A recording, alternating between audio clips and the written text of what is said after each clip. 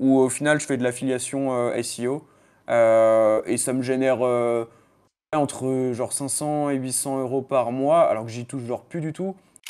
Et les gens, des fois, il y en a quelques-uns, hein, c'est rare, mais il y en a qui disent ouais, moi je voulais vraiment travailler avec Paul, j'ai regardé ses vidéos et tout.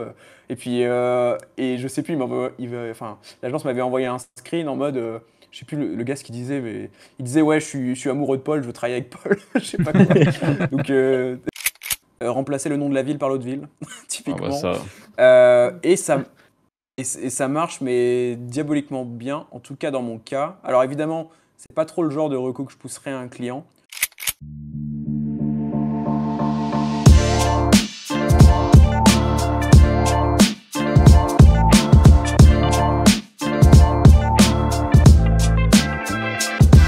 Bienvenue dans ce nouvel épisode de Wizards Podcast. Aujourd'hui, comme vous pouvez le voir si vous nous regardez sur YouTube, on a le plaisir d'accueillir Paul Vengeon. Et je suis bien sûr, comme d'habitude, avec mes deux compères, Franck et Anthony. Salut tout le monde. Salut. Hello. Et bienvenue, Paul, dans ce Hello. podcast. Merci pour l'invitation, ça fait trop plaisir.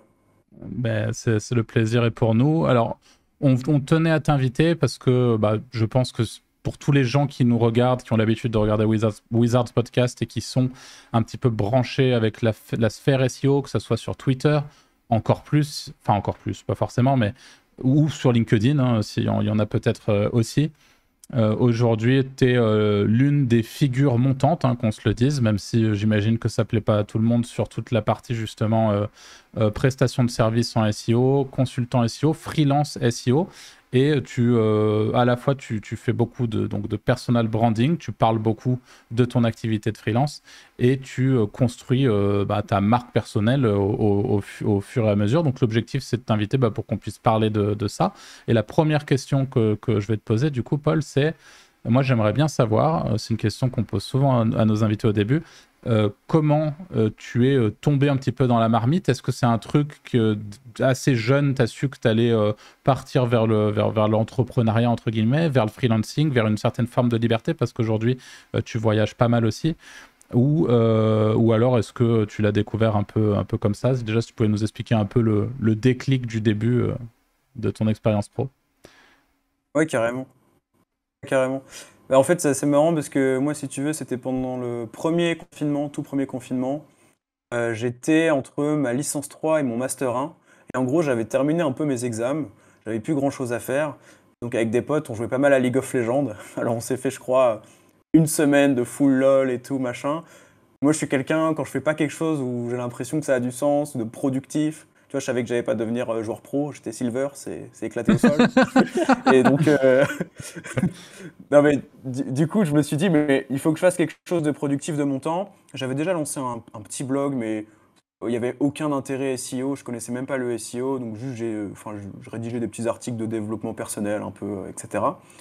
Et en fait, j'ai un ami qui m'a dit, mais tu sais que là, ce que tu fais pour ton blog, en fait, tu peux être payé pour le faire. Et c'était un ami qui avait trouvé justement des clients en rédaction web sur des groupes Facebook. Et c'était les groupes, je crois que Franck, tu m'avais déjà vu passer dessus d'ailleurs, les groupes Facebook un peu dédiés au SEO, donc netlinking, SEO, rédaction web, etc. Tous ces mots-clés-là. Et donc j'ai commencé un peu à prospecter là-dedans. J'ai trouvé quelques premiers clients du coup pour de la rédaction web SEO. Du coup, concrètement, je recevais des briefs en mode Paul, il faut que tu parles de tel sujet. J'avais notamment comme sujet les taxis conventionnés, enfin des trucs très précis, un peu relous, mais voilà. Et avec différentes méthodes, donc selon les clients. Il y en a qui m'envoyaient un brief SEO Quantum avec des occurrences de mots-clés à respecter. Il y en a d'autres, c'était du 1.fr avec le fameux score là. Il fallait dépasser les 90, je crois, pour être en vert, enfin bref. Et comme ça, j'ai appris. À un moment, il y a un de mes clients qui m'a dit écoute, moi je fais du SEO pour des clients, j'aime bien ta manière de travailler, etc. Est-ce que ça te dirait qu'on s'associe un peu, qu'on travaille main dans la main? Et donc c'est là que j'ai plus découvert du coup l'aspect stratégique. En fait, durant tout ce temps-là, je me disais mais truc de ouf parce que moi je fais de la rédaction, mais je me dis ceux qui font la stratégie SEO, pour moi c'était vraiment des magiciens, tu vois. Je me disais mais ça veut dire qu'ils comprennent tellement l'algorithme qu'ils utilisent les failles pour remonter. Enfin, je trouvais ça incroyable. Et du coup, de fil en aiguille, j'ai réussi à faire aussi une alternance dans une très bonne agence SEO. Et c'est là que j'ai tout appris sur vraiment la presta SEO, comment faire la bonne relation client, avec quel template est-ce que tu vas venir travailler, comment tu fais un audit technique, etc., quoi. Voilà un peu pour comment je suis tombé dans la marmite. Super. Excellent. Bah, je sais pas si on va se partager un petit peu les questions qu'on te pose. Si Franck, tu as une petite question, on t'enverra comme ça des questions à tour de rôle.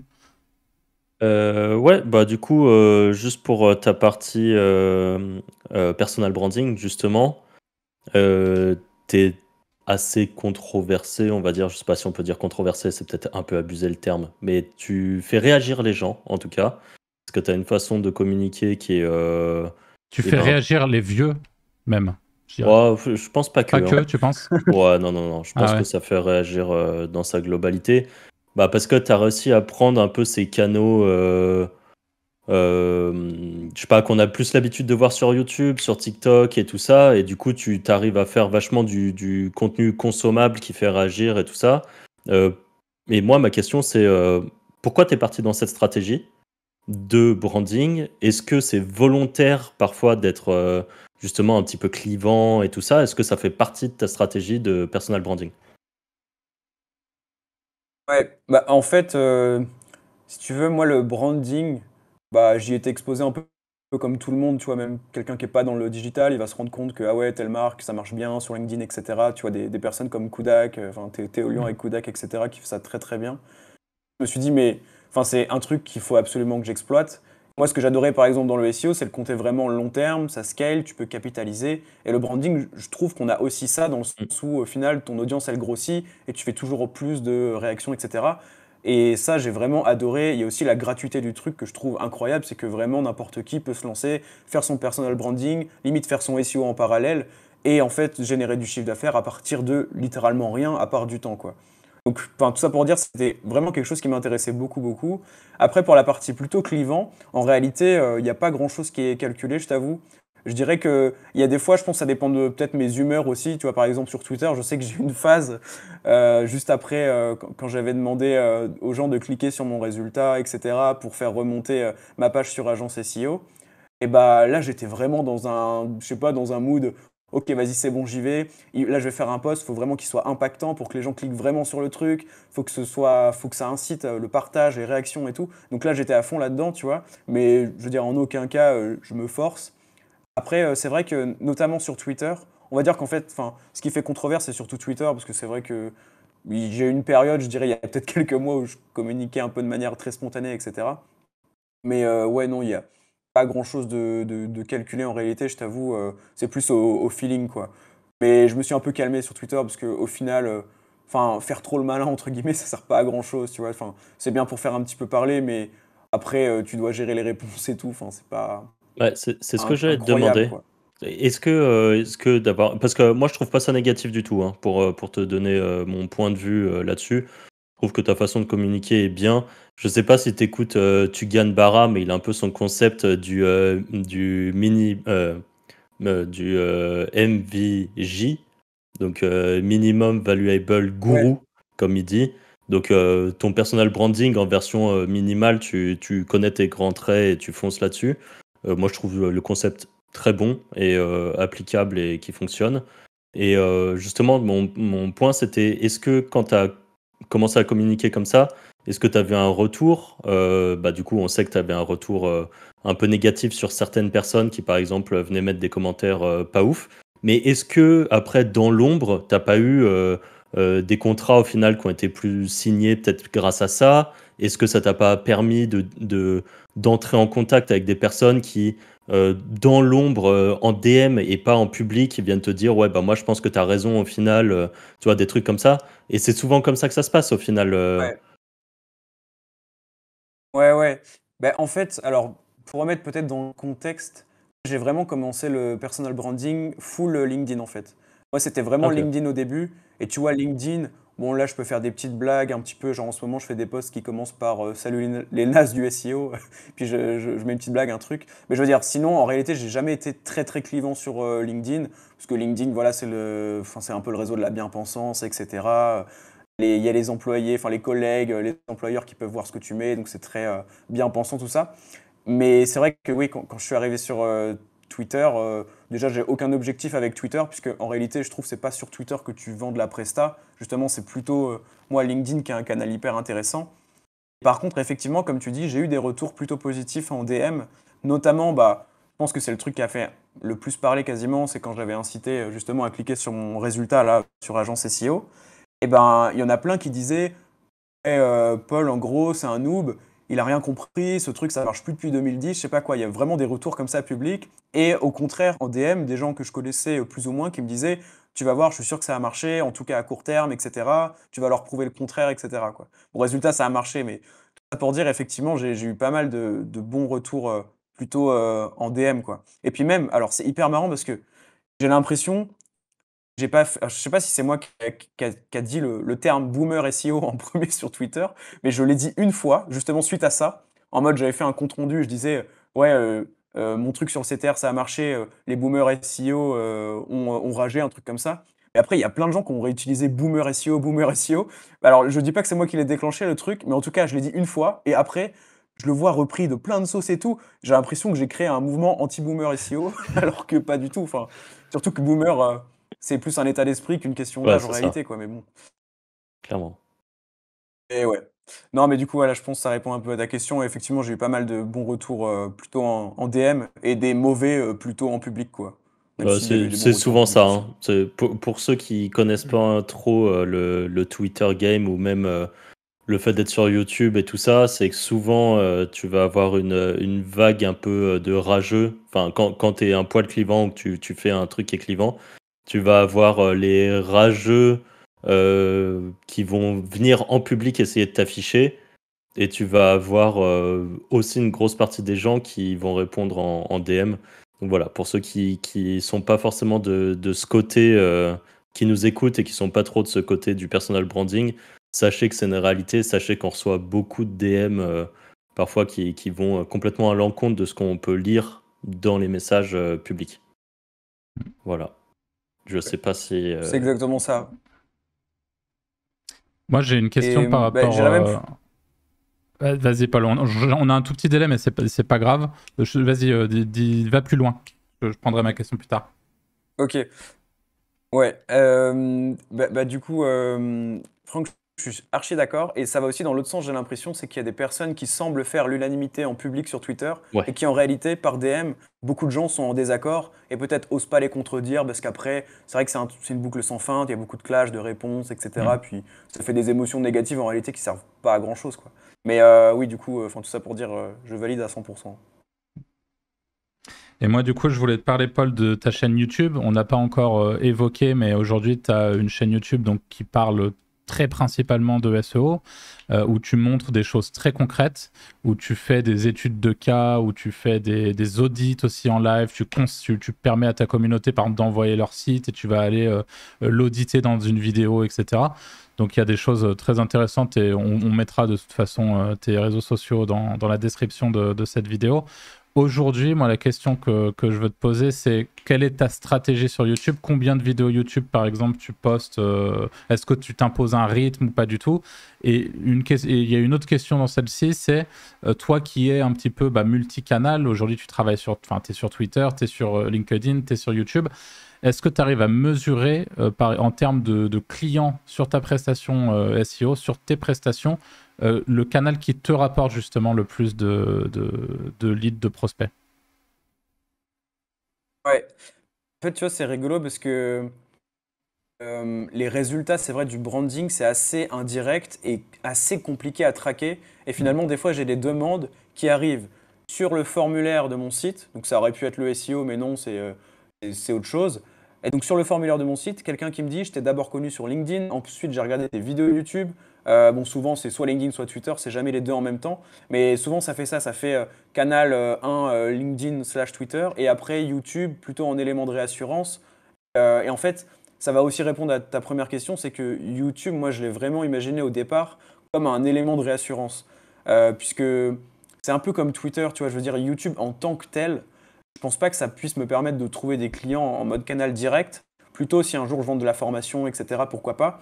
Mais je vois vraiment ça comme un élément de réassurance. Et tu vois, une des premières vidéos YouTube que j'avais faites là depuis que j'ai repris un peu la cadence sur YouTube, c'était analyse SEO de terredefrance.fr.com, je sais plus. Et justement, donc un site qui a un fort branding, etc., que j'aimais bien, où souvent je pense qu'il y a des impacts SEO qui sont assez sympas par rapport à ça. Et il y avait une marque, je ne veux pas la citer, mais qui m'avait envoyé justement vraiment un message sur mon site en mode bah, Paul, on a vu ta vidéo. C'était un site un peu pareil, tu sais, dans le patriotisme, etc. En mode bah voilà, on a vu ta vidéo sur Terre de France, trop bien, on aimerait que tu travailles pour nous, pour le SEO, etc. Donc ça, c'était le retour au direct. Mais sinon, en termes de classification, c'est clairement LinkedIn qui est en premier. Je pense parce que c'est aussi là que j'ai la plus grosse communauté, c'est là que je communique depuis le plus de temps et c'est aussi là que je pense que ma cible est vraiment le plus, quoi. Donc LinkedIn. Après, il y a le SEO de mon site qui marche très bien, mais c'est en dehors du branding, on va dire. Twitter, j'ai eu quelques recommandations. Souvent, c'est ah ouais, j'ai un pote qui voudrait faire du SEO. Et tu vois, c'est un autre SEO ou quelqu'un qui est dans le web qui me dit bah, je lui ai dit que je te connaissais, etc. Et YouTube, oui, je pense que c'est vraiment plus élément de réassurance. Et pour répondre sur la cadence aussi, YouTube, effectivement, j'ai pas une stratégie très précise. J'essaye de, en tout cas, donner de la valeur à chaque vidéo, faire des choses qui me font plaisir aussi, et de tenir une cadence d'une vidéo par semaine. C'est vraiment ce que j'essaie de faire, quoi. Ok. Et est-ce qu'on peut avoir, par exemple, c'est vrai que je t'ai pas posé la question par rapport à ton site, mais aujourd'hui, pour les gens qui ne te connaissent pas, bah, c'est vrai que tu l'as justement prouvé sur Twitter, etc. Tu ranks sur pas mal de requêtes intéressantes quand on est consultant SEO. Et aujourd'hui, est-ce que ton site te rapporte, par exemple, autant de leads ou de prospects potentiels que LinkedIn, ou LinkedIn reste quand même devant malgré le fait que tu sois bien positionné? Justement, ce qui est rigolo, c'est que c'est vraiment le site qui apporte la majorité des leads. Et LinkedIn qui vient juste après. Et Ok. LinkedIn, pour te dire, j'ai eu toute une période où ça m'a rien rapporté. Alors que quand tu regardes, ça fait peut-être 2 ans que je communique dessus. Mm. Mais bon, 2 ans que je communique dessus, mais ça fait en réalité que 2 mois que je publie vraiment, je dirais, enfin 5 fois par semaine, en gros du lundi au vendredi tous les jours. Avant, c'était Punaise, plus ouais. au feeling, donc forcément, les résultats sont un peu moins là. Mais ouais, non, c'est vraiment SEO, après LinkedIn, et puis après, je dirais YouTube, et en tout dernier Twitter, parce que je le fais plus pour le fun, quoi. Ok. Et Et t'avais essayé TikTok aussi, un petit peu. Ouais, ouais. Alors TikTok, moi je suis convaincu qu'il faut aimer ce qu'on fait, tu sais, pour pouvoir le faire longtemps et avoir un peu les effets cumulés, avoir des vrais résultats à la fin. Ça fait écho un peu à LinkedIn, hein. J'ai pas eu de résultats pendant 2 ans, mais juste j'aimais bien, donc j'ai continué. YouTube, c'est un peu pareil, tu vois, j'ai pas des résultats directs incroyables, en tout cas en termes de prestat pur et dur, mais je continue. TikTok, j'ai essayé, vraiment, je n'y arrive pas, c'est-à-dire que je vois très bien ce qu'il faut faire. Et pour parler de mon sujet et faire des vues en même temps, il faut vraiment être très putaclic. Et j'ai analysé les comptes qui marchent, et ça commence tout le temps par, en gros, génère des dizaines de milliers avec le SEO. Voici une technique secrète qui devrait être illégale pour faire ranker son site en top 5 en seulement 2 semaines, tu vois. C'est que des choses comme ça. Et moi, je te jure, j'ai vraiment du mal. Et j'ai essayé de le faire, hein. Je me suis dit, bah, vas-y, Paul, essaye, même si c'est pas ton truc. Essaye, t'as rien à perdre. Et ça me prenait de l'énergie, mais un truc de malade. Et je me prenais le rythme, en gros, il était peut-être un peu fucked up aussi, mais c'était tous les mercredis après-midi. Je tournais genre mes 7 TikTok pour la semaine. J'ai dû le faire pendant peut-être 2 mois. Et ça me fumait le cerveau. En plus, j'étais même pas content quand je regardais les vidéos. Voilà, du coup, TikTok, je me dis, en mode édition de compte TikTok, no face, etc. Pourquoi pas, je pense qu'il y a vraiment des choses sympas à faire et vous en avez déjà parlé. Mais en mode, tu te mets en avant et c'est ta personne et il faut survendre le truc, j'ai vraiment eu du mal, quoi. Ok. Bah, c'est marrant, c'était une de mes questions, c'était est-ce que tu kiffes faire ça? Et notamment, j'avais mis TikTok et YouTube, ou est-ce que c'est juste pour le bise? Au final, tu y as très bien répondu, parce que bah, tu kiffes faire du YouTube, tu continues du YouTube, t'aimes pas faire du TikTok, bah t'arrêtes le TikTok. Parce que je pense que la bonne façon de faire, hein, ça sert à rien de se forcer. Mm.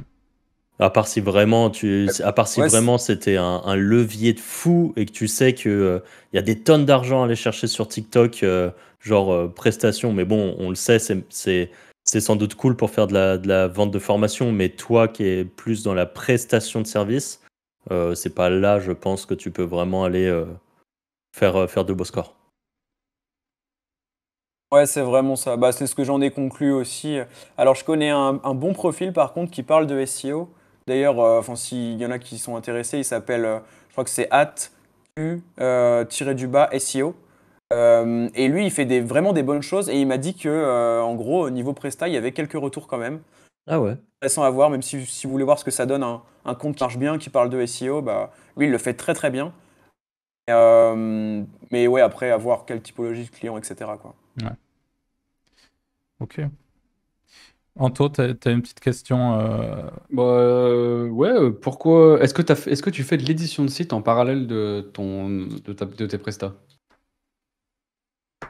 Ouais. En fait, j'en fais un petit peu. Bah, tu vois, mon site paulvengeon.fr, je m'en occupe un peu toutes les semaines quand même pour garder un bon rythme de publication, etc. Et j'ai fait donc un site de compléments alimentaires. D'ailleurs, je pense que quand le podcast sortira, le nom de domaine aura leak, que je vais faire une vidéo YouTube où en gros je fais un petit retour, etc. Ou voilà. Puisque bon, enfin, c'est pas non plus, je veux dire, si je le perds, c'est pas grave. Donc voilà, et ouais, j'ai pris beaucoup de plaisir. En fait, j'ai un bon cas et un mauvais cas. Le bon cas, c'est celui-là sur les compléments alimentaires, où au final, je fais de l'affiliation SEO. Et ça me génère entre genre 500 et 800 euros par mois, alors que j'y touche genre plus du tout. Et j'ai bien kiffé le faire. Mais par contre, maintenant, je le fais plus trop. Déjà par un peu manque de temps, parce que je préfère privilégier le branding actuellement. Et aussi parce que SGE, je vous l'avoue, ça me fait un petit peu peur sur l'affiliation, toutes les requêtes informationnelles. Enfin, je vois très bien sur quel mot-clé mon site est positionné. Je me dis, ça me fait un petit peu peur, quoi. Alors peut-être à tort, mais du coup, je me dis, bon, je préfère me focus sur le branding, quoi. Ok. Marrant parce que SGE, on en parlait justement ce matin dans un autre podcast qu'on a record, parce qu'on en a record un peu d'avance là.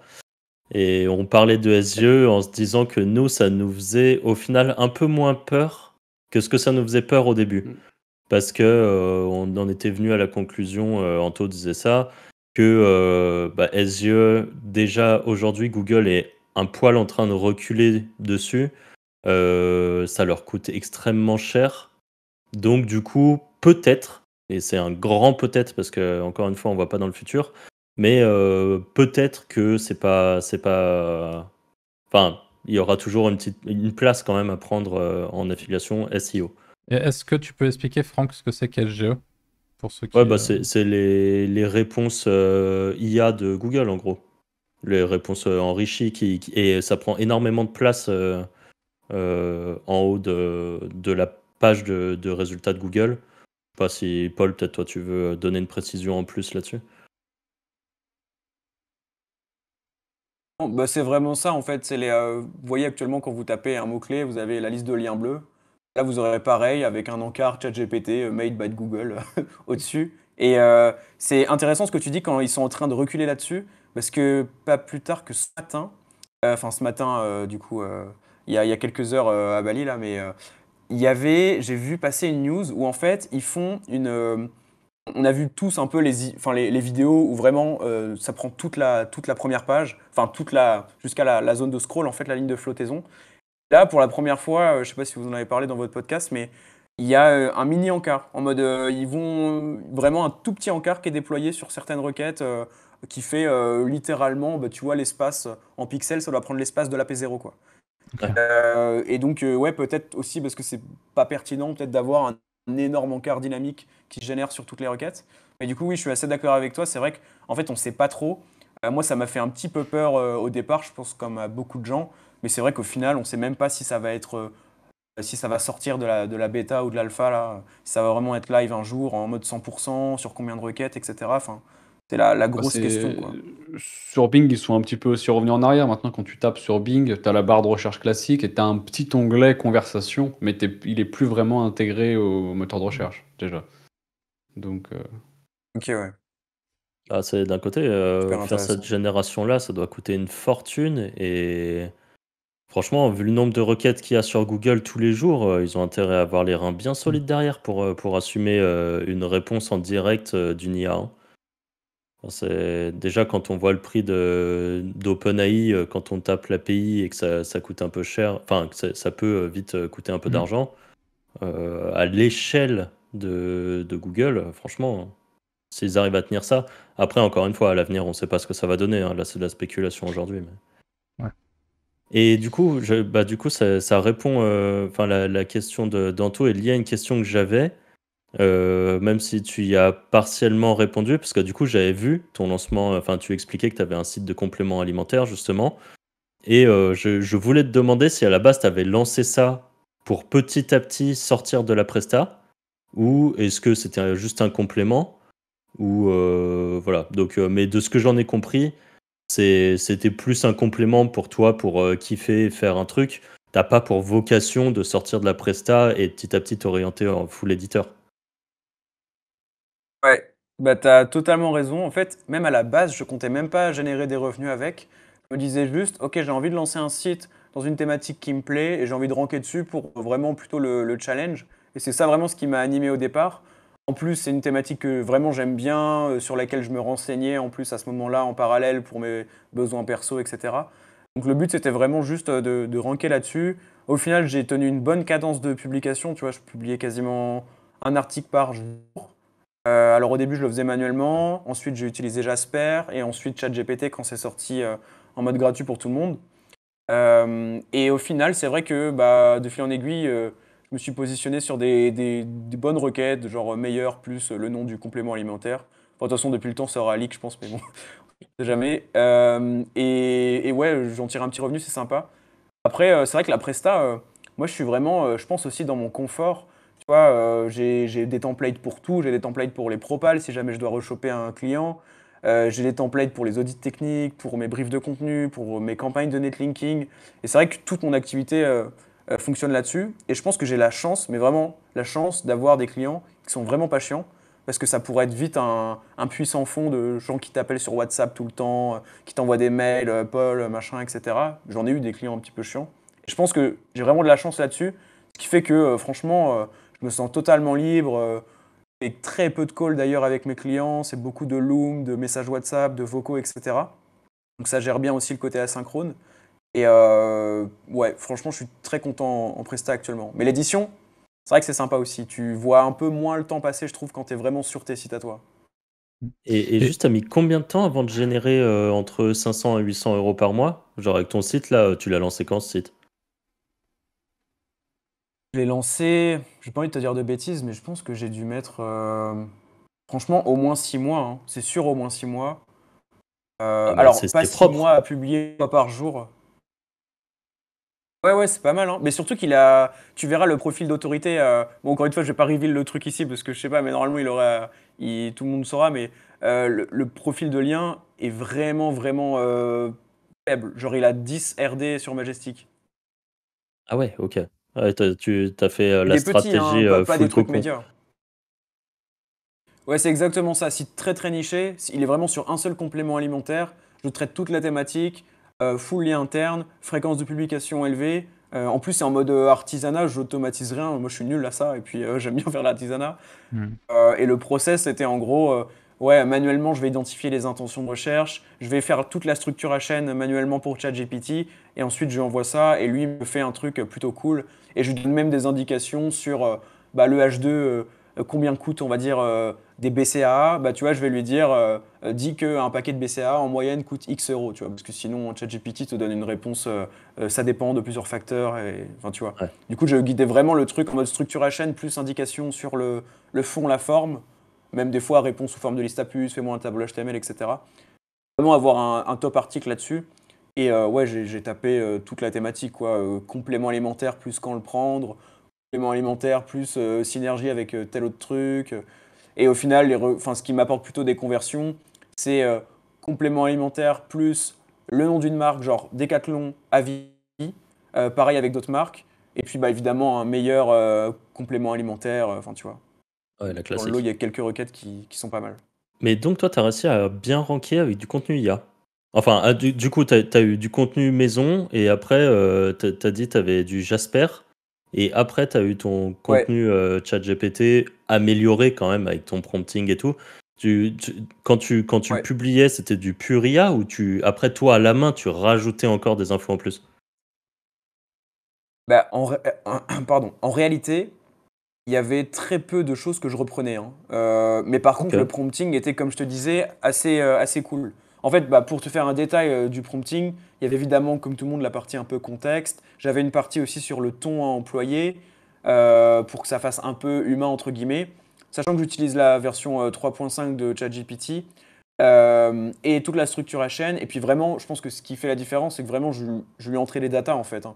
Vraiment, je sais pas, il y a des questions assez touchy.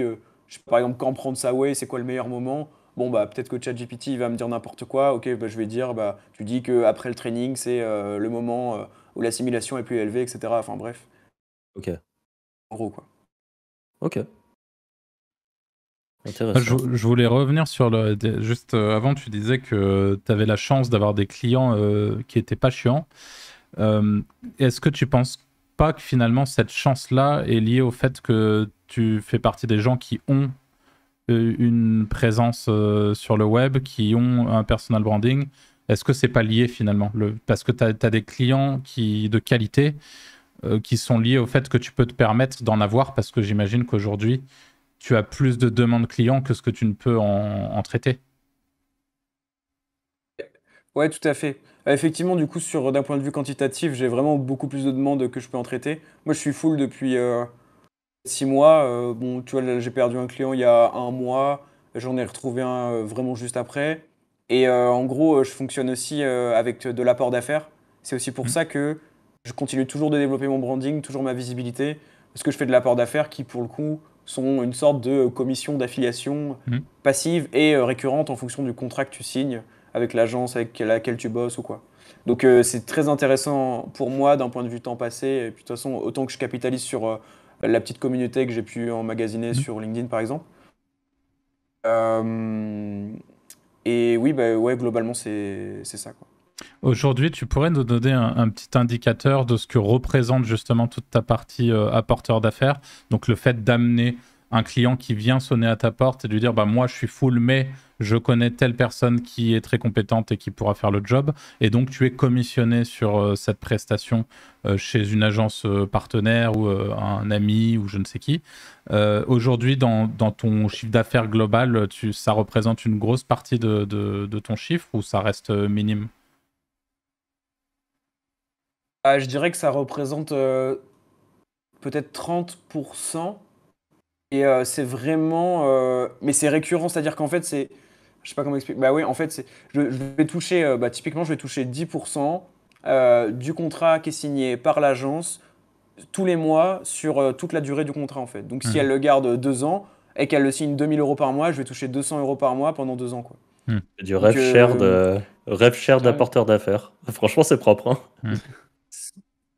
c'est ça. Et l'agence, elle est grave contente parce que, je veux pas la citer, mais c'est une agence qui commence un petit peu, tu vois, elle a pas non plus énormément de leads. Elle n'a pas de commerciaux non plus en interne, alors qu'il y a beaucoup d'agences qui fonctionnent avec une équipe de sales qui va aller appeler toute la terre tous les jours, quoi, pour avoir un maximum de chiffre d'affaires, etc. Et donc, elle est très contente. Elle, ça passe en charge dans la société. C'est vraiment pas un truc de malade, surtout que du coup, je lui apporte vraiment une bonne partie de ses clients, quoi. Non, c'est full win-win. Et je t'avoue que mon focus actuel, c'est vraiment ça. Et c'est d'ailleurs aussi même pour ça que j'ai pas fait 100% dans l'édition de site, parce que j'ai vu que ça commençait à marcher avec mon site sur les compléments. Mais je me suis dit, ok, mais c'est encore moins récurrent que l'apport d'affaires, quoi. Et je me suis dit, mais je pense que j'ai tout intérêt quand même à pousser le côté apport d'affaires C'est ce au que j'allais max, dire, ouais. sachant que Ouais, tu peux multiplier ouais, ton propre site que tu as déjà, faire plusieurs, quoi. ouais. Ouais, c'est clair. En fait, c'est d'ailleurs, j'avais essayé de faire ça un petit peu, mais comme mon TLD c'est du .fr, je vais devoir faire sûrement paulvengeon.com ou que sais-je. Mais Mm. c'est dans ma tête. J'ai encore des mots-clés français à les taper avant. Comme je fais un peu tout en mode manuel, je peux pas tout faire à la fois, mais clairement, ça peut être une next step hyper intéressante. Mais au final, tu fais de l'affiliation SEO, c'est juste que c'est pas sur un truc commun et pas avec un lien d'affiliation comme on a l'habitude de voir. C'est juste que tu t'as Ouais. fait un site d'édition de niche qui s'avère être le site que tu utilises également toi-même pour ta prestation, mais c'est un espèce de mix. Enfin, t'as utilisé ton branding pour aussi faire de l'apport d'affaires, et pour moi, c'est juste une forme d'affiliation qui est moins commune que tout ce qu'on entend d'habitude, mais ce que tu fais, c'est de la pure affiliation, d'autant plus quand tu dis que tu es Ouais. en rev share lifetime sur le contrat, c'est le genre de deal en affiliation, ils sont pas faciles à avoir. Donc c'est ouf que tu aies réussi à faire ça sur de l'apport d'affaires. Je trouve ça vraiment très carré. Ouais. Je t'avoue que, en plus, c'est marrant, et encore, enfin, ça revient encore à ce que je disais avant, il faut vraiment kiffer ce qu'on fait.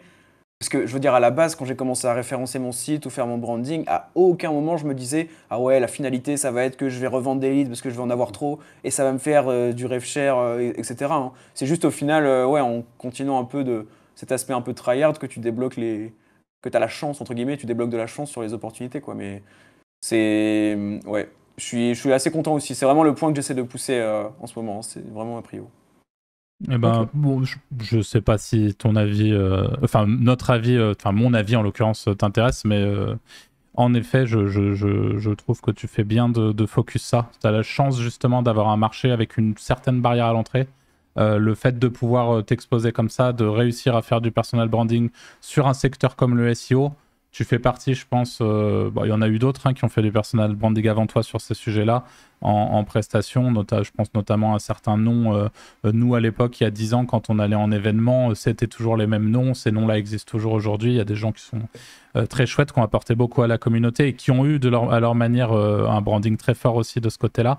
Mais ouais, c'est très solide et c'est, à mon avis, pas facile à reproduire. Sans ce côté, justement, branding perso, attachement à telle personne, à Paul Vengeon, ça aura pas le même impact. Donc, en vrai, top. Et c'est une très bonne idée de focus ça, je trouve. Moi, je voulais te Tu sais, poser... c'est. Vas-y, Paul, je t'en prie, vas-y. Ouais. C'est aussi une petite limite, puisqu'en fait, des fois, j'ai des messages. En fait, l'agence avec, avec laquelle je bosse, des fois, ils appellent en fait directement les leads. Et les gens, des fois, il y en a quelques-uns, hein, c'est rare, mais il y en a qui disent, ouais, moi, je voulais vraiment travailler avec Paul, j'ai regardé ses vidéos et tout. Et puis, et je sais plus, enfin, l'agence m'avait envoyé un screen en mode, je sais plus le gars ce qu'il disait, mais il disait, ouais, je suis amoureux de Paul, je veux travailler avec Paul, je sais pas quoi. Donc, ah, mais c'était vraiment trop drôle. Mais c'est rare, hein, c'est pas Et 80% des demandes, hein, parce qu'il y en a plein qui me trouvent via le SEO et qui me connaissent pas. Mais... alors, du coup, ma question est la suivante. Si les gens sont autant amoureux que toi, est-ce que tu n'as pas dans un petit coin de ta tête l'idée justement de faire une Théo Lyon bis, de monter ta propre agence autour de ton branding et de massacrer le game de l'agence en France? En fait, j'y ai déjà pensé. Il y a une part d'ego où tu as envie de le faire et tout, comme tu dis, massacrer le game, etc. C'est vrai que, enfin, il y a des parts à prendre, et puis voilà, ça ferait du bruit, tout ça.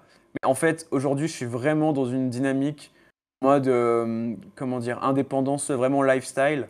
Euh, Travailler vraiment le minimum, le plus efficacement possible. Et j'ai mais pas du tout envie de gérer des gens, mais genre vraiment pas. Et ça, je j'ai pas du tout envie d'être dépendant d'autres personnes, etc. En tout cas pour le moment. Après, je sais que vraiment, encore une fois, l'idée me plaît de faire quelque chose de grand en général, de faire quelque chose de plus grand. Mais pour l'instant, c'est vraiment pas la priorité. Mais peut-être, un jour peut-être, je sais Ouais, pas. t'as le Mais temps. clairement, j'aurais pu le faire, en tout cas d'un point de vue demande entrante. J'aurais Mhm. pu monter un truc. Mais je préfère convertir ça en commission passive pour le moment, quoi. Ok. T'as quel âge d'ailleurs, Paul, si c'est pas indiscret? Non, j'ai 23 ans là. Ouais, donc t'as le temps de monter ton agence, hein. On a 10 ans de plus que Ouais, toi c'est avec, ça. avec Franck, par exemple. Donc, t'en es pas au même stade, quoi. Non, c'est cool. Faut en effet pas trop te foutre la pression là-dessus et profiter un max de ce que tu vis actuellement, ne serait-ce que par tes voyages. Et on en parlera peut-être justement du fait qu'aujourd'hui, t'es un peu un digital nomade, entre guillemets, quoi.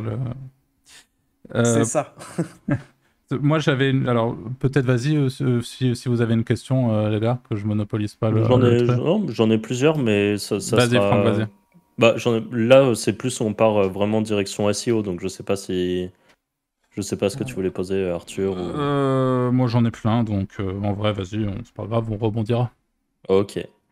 T'as pas mal parlé dans tes vidéos, que ce soit sur YouTube, même c'est chez Links Garden que t'as fait un live il y a quoi, il y a un mois? Ouais, c'était House of Business, ouais. Ouais, Mais c'était c'est similaire. Pardon, ouais, ouais, House of c'était chez Business en plus, Romain, ouais. c'est chez Romain. Du coup, j'avais regardé, j'avais trouvé ça très intéressant. Tu as pas mal évoqué les EEAT, du coup. Et donc, je voulais savoir si toi, par exemple, là, ton site d'affiliation SEO que tu as fait, est-ce que tu as implémenté justement ce genre de truc en plus? Est-ce que pour ton site d'affiliation, tu as aussi, par exemple, fait une chaîne YouTube en faceless, hein, par exemple, hein, sans forcément te montrer? Est-ce que, bon, même si j'ai compris que TikTok, c'était pas ton truc, mais est-ce que tu as, par exemple, fait un peu du TikTok? Est-ce que tu as fait un Instagram? Est-ce que tu as fait quelque chose, on va dire, autour? Ou quand même, pour ton site d'affiliation, tu es resté sur la stratégie basique, on va dire, du SEO? Franchement, je suis resté vraiment sur la stratégie basique parce que ça restait. En fait, le but, c'était vraiment d'y passer en mode un peu 20-80, tu vois, et de tous les jours y passer entre 30 minutes et 1 heure, créer une page, la balancer. Enfin, quand vous verrez le site, vous verrez, mais le design est éclaté, enfin, c'est vraiment pourri, il n'y a rien de fait. Le seul truc EEAT que j'ai fait, qui pour moi est essentiel à la thématique, c'est citer en fait des études scientifiques en fin d'article et Ah ouais. en l'occurrence reprendre celle des concurrents pour pas avoir à me farcir tout le travail de recherche et de lecture des études, quoi, concrètement. Sinon, c'est vrai que enfin, ce site-là est vraiment pas un exemple pour ça, pour le coup, parce que je pense que ça m'aurait pris trop de temps, même trop d'énergie mentale, d'espace mental, si tu veux, mais le but, c'était vraiment de faire ça. D'ailleurs, enfin, pour l'anecdote, ce site, je l'ai commencé quand j'étais encore en train de bosser en alternance à l'agence, et du coup, je le faisais le midi, tu vois, j'avais peut-être 45 minutes, et en gros, le midi, je faisais ma petite page, tac, c'était coché dans la to-do, et je suivais cette habitude de publier tous les jours dessus, quoi. Donc c'était vraiment, l'objectif, c'était ça. Et puis après, quand j'ai quitté l'agence, c'était plus le soir, je rentrais du sport, j'avais pas trop de temps, bam, petite page, etc. Bien comme il faut. Et au final, ça a payé. Mais effectivement, si je voulais le faire à 100%, si je me disais, OK, il y a un potentiel de malade, je peux aller encore plus loin sur ce site-là, je vais me mettre toutes mes billes, là, je pense que oui, je testerai tout ça parce que je vois même le poids que ça a eu au final pour paulvengeon.fr, hein, parce que les réseaux que j'ai à côté, je pense que ça a joué pas mal, quoi. Et c'est ça que je trouve beau avec ton site, c'est qu'au final, tu l'as fait donc en moins d'un an, comme tu as dit, même en 6 mois. Tu as fait la stratégie de base, vraiment le truc de base. Et la réalité, c'est que quand tu charbonnes, ça paye, quoi. Parce que, bah, de toute façon, on verra le site, je suppose, quand tu dis que tu vas le leak, c'est parce que tu vas avoir donc, t'as une vidéo sur la chaîne YouTube Paul Vengeon. Donc, je pense que les gens qui nous écoutent pourront aller voir ton étude de cas. Mais enfin, je trouve ça ouf, comme tu dis, qu'avec un site moche, entre guillemets, et sans une stratégie poussée, tu arrives quand même à tourner à plus de 500 euros par mois en affiliation. Et enfin, ça prouve quand même Alors, par que rapport c'est au site faisable. moche, c'est un peu l'hôpital qui se fout de la charité, si je peux me permettre. Ah non, j'ai pas critiqué le fait qu'il soit moche. J'ai dit, Paul dit lui-même que c'est un site moche. Moi, je sais que mes sites sont moches et ils marchent aussi, en fait. Ouais, voilà, donc ça devrait pas tant te choquer que ça, du coup. Non, mais c'est justement quand on entend un peu le son de cloche habituel, Oui, bien sûr. Non, que même nous, parfois, on avance un peu parce que Hmm. c'est quand même mieux de partir sur un projet propre. Moi, je sais que mes sites, même comme moi, je les trouve trop dégueulasses. J'ai même plus la motivation de bosser dessus parce que quand je me connecte, que je vois mon vieux Elementor surchargé, le site il met 15 secondes à charger et tout, je me dis oh là là, même plus envie de bosser là-dessus, quoi. Alors que là, Ouais. par exemple, mes derniers sites sont plus jolis, ils sont beaucoup plus légers et je suis un peu plus motivé à bosser dessus actuellement. Mais la réalité, c'est qu'encore une fois, tu prends un sujet, tu le ponces tous les jours à pondre un article, que ça soit entre midi et 2 ou le soir en rentrant du sport, et que quand tu es déterminé et motivé, bah, Ça au bout de marche, ouais, quelques c'est sûr. mois, ça marche. C'est... La recette est là, hein. C'est la recette, c'est la preuve, quoi, ça a marché. Et sans être parti dans des stratégies de zinzin complètement, enfin, avec full réseaux sociaux et tout. Comme tu l'as dit, Paul, en effet, si tu avais focus le sujet et que peut-être tu voulais faire un step-up et passer à 1500 euros par mois avec ce site, eh bien peut-être qu'avoir une chaîne YouTube ou d'autres réseaux sociaux à côté, ça marcherait très bien. Ça serait peut-être le truc qui ferait monter. Mais en attendant, tu as une rente de 500 balles avec un site qui t'a pris du temps et qui, en plus de ça, est valorisable à au moins x20. Donc c'est un site que tu peux revendre plus de 10 000 balles, sans doute demain en faisant un tweet, quoi. Donc c'est ouf quand même. Ouais. Surtout que si jamais je le vends, je pense la personne qui reprend, si elle a une petite patte un peu graphique, si elle fait un peu les efforts, peut-être que les conversions augmenteraient de manière drastique. Parce que le site est vraiment horrible. C'est vraiment une page blanche avec du texte et un gros CTA en bleu. Mais vraiment, je l'ai mis gros sur toutes les pages et Ça terminé, quoi. alors. Mais ouais, Ça, c'est la strat, hein. Les C'est gros la CTA strat. marqués cliquez ici avec des flèches qui pointent dessus et on sait que ça marche, hein. Ouais. Classico. ouais. Ok, top. Anto, tu veux poser une petite question? J'en ai pas, objectivement, donc Eh ben, laisse. je vais poser Je la rebondis sur prochaine les pendant que tu réfléchis à ta petite question. Du coup, alors moi, j'avais une question justement qui aurait pu être une question d'Anto, parce que généralement, c'est lui notre grand spécialiste de ce côté-là. Est-ce que aujourd'hui tu travailles sur certains projets, alors soit sur tes sites en édition de sites, soit sur certaines pages même, sans parler de sites en général, avec des méthodes un petit peu de black hat SEO, ou alors tu restes vraiment sur une stratégie le plus long-termiste possible, le plus safe possible, que ce soit pour toi ou tes clients? Bah, moi, il y a un truc tout simple que je fais qu'on pourrait qualifier de black hat, en tout cas sur mes sites. Si vous cherchez bien, vous trouverez. C'est le texte à trous. Le texte à trous bête et méchant. Remplacer le nom de la ville par l'autre ville, Ah bah typiquement. ça. Et ça marche, mais diaboliquement bien, en tout cas dans mon cas. Alors évidemment, c'est pas trop le genre de reco que je pousserais à un client. Quoique je sais que dans des prestats clients, il y en a qui recommandent ça parce que typiquement tous les concurrents le font, les gros acteurs, etc. Mm. Pourquoi pas? Mais c'est vrai que je me dis toujours, il y a un moment où ça va peut-être casser, etc. Mais non, ouais, globalement, c'est ça. Après, en termes de black hat, non, franchement, je fais rien d'incroyable, hein, mais ouais, texte à trous, ça marche très bien. En tout cas, dans mes cas. En Ok. géologue, ça marche bien en général, hein. Anto, il peut en Ah ouais, parler. ça marche super bien. Moi, je fais que ça. Tu spins même plus là, Anto, c'est en C'est mode full parfait. texte à trous. Ah si, t'as des meilleurs résultats si tu spins, et t'as encore des meilleurs résultats si t'arrives à imbriquer de la donnée, que ce soit de la donnée, je sais pas, si t'es sur de la pompe à chaleur, tu peux mettre des références, des puissances, le gaz utilisé, des notions de la ville. Si t'arrives à mettre un peu plus de données que juste du texte à trous, c'est vraiment lourd. Car Ok, t'arrives un peu à spinner des choses et tout, ça fait une grosse diff.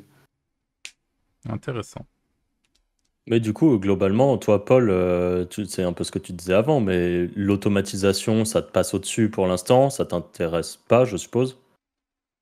Et Ouais. tu fais les choses de manière très artisanale, les méthodes qui fonctionnent, et tu targetes ça, et tu te prends pas la tête à faire des trucs complexes. Ouais, c'est ça. Et surtout qu'en fait, enfin, quand je me vends à mes clients comme un stratège, et je fais vraiment que de la stratégie en fait, hein. Tu vois, Hmm. les choses les plus opérationnelles que je vais faire, c'est bon, il y a deux clients qui m'ont dit, bon bah Paul, ok, tu nous fais les briefs de contenu, on a un rédacteur qui rédige, mais on aimerait que tu intègres les textes dans le site. Bon, ça me dérange pas, je le fais pour quelques clients, tu vois. Mais sinon, je veux dire, c'est vraiment que des briefs de contenu, que de l'audit technique et de la recommandation technique, du suivi d'audit technique, etc. Que de la campagne de netlinking où je vais aller analyser les spots, commander les bons liens, etc. C'est vraiment ça. Par contre, ce que j'essaie quand même d'automatiser un maximum, c'est mes livrables et mes templates. Mais quand je dis automatiser, c'est un grand mot. En réalité, c'est plus avoir des templates avec des règles Google Sheet, des formules qui sont déjà insérées dedans, qui me permettent de gagner du temps sur certaines choses, etc. C'est plus ça. Donc, on va dire que c'est de la semi-optimisation, automatisation, quoi. Mais, euh, mais ouais, non, franchement, c'est vrai que l'automatisation, je regarde ça un peu d'un œil extérieur, je trouve ça fou. Je me dis, mais effectivement, si ton but c'est de faire plein de sites rapidement, etc., aujourd'hui avec l'IA, c'est quand même le moment où tu peux faire des choses, même quand tu es un noob, entre guillemets, comme moi, avec Automa, peut-être Make, Bardines, des solutions comme ça. Je me dis, enfin, j'ai un petit peu tâté le terrain et je me dis, c'est quand même incroyable. Mais c'est vrai que pour mes besoins perso, bah, en réalité, j'ai pas trouvé un moyen d'automatiser la stratégie en tout cas, quoi. Et je rebondis parce que là, tu parlais pour tes clients, tu fais des stratégies de netlinking. Euh, et je voudrais qu'on parle de netlinking et typiquement, pourquoi sur ton site d'affiliation, tu n'as pas poussé le netlinking? Tu vois, est-ce que au final, le netlinking actuellement, tu le trouves moins impactant que le contenu, par exemple? Ouais, pour moi, à 100%, je veux dire, dans ma démarche que j'avais de créer un site, d'augmenter ma couverture de mots-clés, de devenir ce que les Américains appellent Topical Authority, etc. Vraiment, vraiment focus sur la création de contenu. Je me suis dit, si tout est bien, à un moment, je vais balancer quelques liens et ça va péter. Et c'est exactement ce que ça a fait. Et en plus, bah, tu regarderas les liens. D'ailleurs, je peux peut-être vous envoyer le site dans le chat. De toute manière, il va sentir. Mais tu regarderas les liens. Mais c'est vraiment sur les 10 domaines référents, je crois qu'il y a 6 RD qui pointent en deep linking vers la page meilleur complément alimentaire. Et sur des encres semi-optimisées. Enfin, tu vois, je me suis dit, j'avais pas trop peur de la pénalité, quoi. Donc, j'ai fait ça un peu en mode bourrin. Donc, Ok. En effet, très beau site. Hein. Très, très beau site. Ah ouais, c'est éclaté au sol. Ah, les mots sont durs. Moi, je il peux faut pas le dire le regarder, terme. sinon c'est trop tard, quoi. Putain, je suis comme les gens qui nous écoutent. Je ne vois rien. Je suis à l'aveugle. Vous irez voir la vidéo de Paul sur son site, comme ça vous pourrez découvrir le site en direct.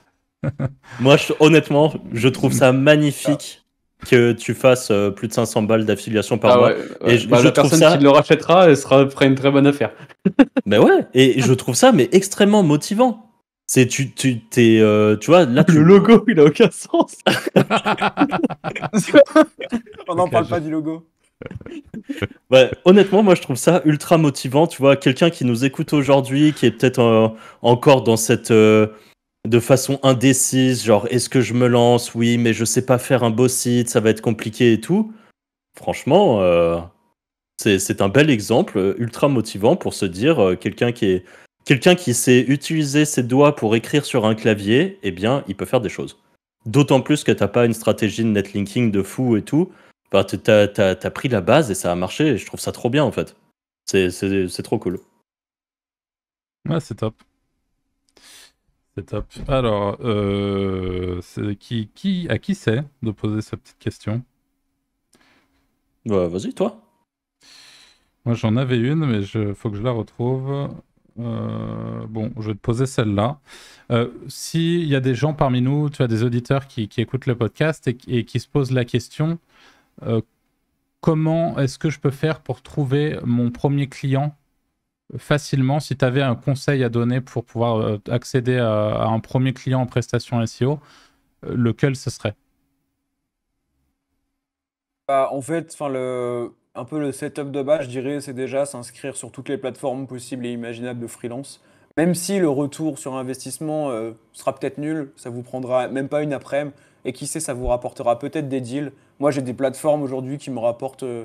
Là, j'ai une plateforme que je me souvenais même plus le nom qui m'a rapporté un deal alors que je m'étais inscrit il y a peut-être 2 ans. Donc ça, pour moi, c'est la base. Surtout si vous n'avez pas envie de faire de branding. Et sinon, Outreach, moi au début j'ai pas mal utilisé Prospecting, donc qui est devenu Wallaxy, qui est un outil qui permet d'envoyer des messages automatiques sur LinkedIn, de prospecter comme ça en fonction du profil que vous cherchez. Bah, si vous êtes SEO, vous pouvez par exemple, je sais pas, comme première cible, ce qui peut être cool, c'est de démarcher plutôt des agences marketing 360 qui auraient besoin d'un SEO en sous-traitance et qui pourraient vous apporter d'un coup pas mal de projets surtout leurs clients typiquement, enfin une partie de leurs clients. Ça, c'est le truc que je ferais au tout début. Et en emailing, c'est un peu la même chose. Hein. Vous pouvez, moi, j'avais un duo. Je fonctionnais à l'époque avec, enfin à l'époque, il y a 3 ans quoi, quand j'ai commencé, avec Snov.io et Lemlist. Et donc, je scrapais les mails des profils que je souhaitais depuis LinkedIn avec Snov.io et je l'envoyais sur Lemlist avec une petite relance. Et ça m'avait apporté quelques leads. Donc, moi, c'est vraiment Outreach et plateforme. Ce seraient les deux. Et après, évidemment, c'est hyper intéressant de commencer en parallèle à travailler les choses inbound plutôt qui vous apporteront à long terme, à savoir, comme on l'a dit, hein, votre SEO, évidemment, pourquoi pas, et le personal branding. Ça, toujours à faire en parallèle si vous sentez bien là-dessus, quoi. Ok. Et moi qui connais pas du tout le monde de la prestation comme tu fais, quand tu dis que ça te permet d'avoir des leads, est-ce que ces leads, après, pour qu'ils se transforment vraiment en clients, tu es obligé de les close au téléphone? Est-ce que le closing au téléphone, c'est vraiment 100% du temps? En fait, tu es toujours obligé à un moment de les appeler ou de faire une presse, un truc réassurant. Ça peut jamais rester que par écrit pour moi. Alors j'ai eu un cas inverse, mais c'est impossible. Par contre, souvent, c'est pas vraiment, moi en tout cas, c'est pas en visio que je close, c'est-à-dire qu'en visio, je leur présente tout, donc je fais une propale avec un petit pré-audit, je mets en avant des éléments, des exemples de mots-clés qu'on peut cibler, etc. Puis à la fin, je leur dis, bah voilà, écoutez, moi je vous propose de faire ça. En premier, on aura un audit technique, ça va coûter tant. Ensuite, on aura ça, ça va coûter tant. Et puis ensuite, on aura le forfait mensuel où là, tous les mois, on va faire ça, ça, et ça va coûter tant. Et donc, je leur envoie. Et puis, en gros, après, c'est eux qui décident en interne. Mais ce qui est bien aujourd'hui, c'est quand même que avec mon personal branding, il y a des gens qui me contactent et qui sont déjà convaincus, qui me suivent déjà, etc. Donc ça, c'est une énorme force que j'ai sur le closing. En plus des résultats que j'ai eu sur mon site paulvengeon.fr, où au final, je l'avais aussi pensé pour ça comme élément de réassurance. D'ailleurs, c'est une slide dédiée dans ma propale où je commence et je mets le petit screen SEMrush qui va bien, quoi. Et, ouais, donc t'es obligé, il y a toujours une étape téléphone visio, parce que sinon le prospect est vraiment jamais réassuré. Par contre, t'as pas l'étape où tu dis, ok, alors maintenant, si vous choisissez de partir avec moi tout de suite, je vous fais une discount de 20%, et sinon, et sinon ça sera 100% si vous décidez plus tard. Enfin, t'es pas du tout obligé de faire un truc agressif Ouais. comme ça, au contraire, quoi. Alors, tu feras gaffe, Paul, t'as un petit lézard derrière toi, là, sur le. C'est un gecko. C'est un gecko, t'as un petit gecko Et sur c'est ton vrai, en plafond. plus, c'est un gecko. Ouais, Excellent. mais ouais, c'est vraiment ça. Il y en a C'est- partout ici. Genre, lui, il est petit, des fois, il y en a des super grands. C'est énorme. À Bali, les geckos de maison comme ça, c'est normal, quoi. Tu vis avec, hein. En Thaïlande, ouais. c'est pareil. Je l'ai Ils vu sont là. arriver, je me suis dit, putain, ça. c'est ouf. Ok, énorme. Ah, c'est trop marrant. Mais ma petite anecdote là-dessus, j'ai un pote qui vient d'arriver de Paris, lui. Il travaille à Paris à la Défense et tout. Il est arrivé là il y a, il y a une semaine. Et genre, on l'a mis, on était dans une guest house, donc un peu enfin, des petits endroits partagés comme ça, où tu as une chambre, c'est divisé et tout. Et il y avait un énorme gecko dans sa chambre, mais vraiment. Et lui, il est pas du tout habitué. Et vraiment, on a changé de logement exprès parce que Ah le ouais. gecko était, je sais pas, il faisait quelle taille, mais c'était vraiment très très gros avec une grosse tête. Même moi, j'ai eu peur, quoi. Ah. C'est un iguane, le truc. Ouais, vraiment. Alors, moi, je vais te poser une question, Paul, sur l'IA. T'en as un petit peu parlé, notamment dans. Alors, pareil, on le mettra en description, mais tu as un podcast aussi que tu tiens avec. Genre, j'ai oublié le prénom de ton pote avec Antoine qui Verrière, ouais. Ouais, qui lui a une agence web.